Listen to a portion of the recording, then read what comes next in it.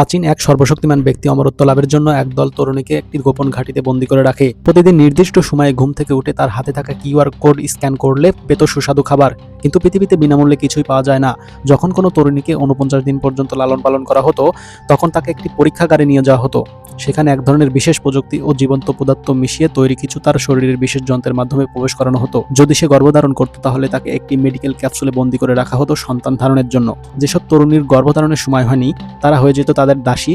প্রতিদিন তাদের দেখাশোনা ও সেবা করার দায়িত্ব পালন করত। তবে গর্ভধারণের সময় ছিল মাত্র ২ মাস। সেখানে উল্টো ত্রিভুজ আকৃতির বিশাল যন্ত্র স্থাপন করা ছিল। একটি যান্ত্রিক সুর তাদের পেটের সাথে যুক্ত হয়ে ভ্রূণের সারাংশ বের করে নিত। সেই সারাংশ সংগ্রহ করে রাখা হতো। পুরো প্রক্রিয়াটি ছিল অত্যন্ত যন্ত্রণাদায়ক, কিন্তু বাইরে থাকা লোকেরা নির্বিবাকভাবে তা দেখত।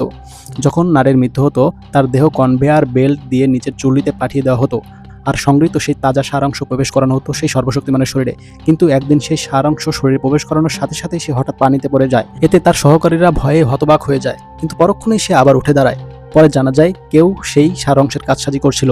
খুব দ্রুত সে বুঝতে পারে এটা সেই ডাক্তারের কাজ। ডাক্তার দীর্ঘদিন ধরে তার নিষ্ঠুরতায় বিরক্ত ছিল, তাই তাকে হত্যা করার জন্য এই বিশাল পরিকল্পনা করে। ডাক্তার আর লুকিয়ে না থাকে, সরাসরি তার বুকের মধ্যে ছুরি ঢুকিয়ে দেয়। কিন্তু এত সহজে তাকে মারা যায় না, বরং শেষ পর্যন্ত ডাক্তারই তার হাতে পরাজিত হয়।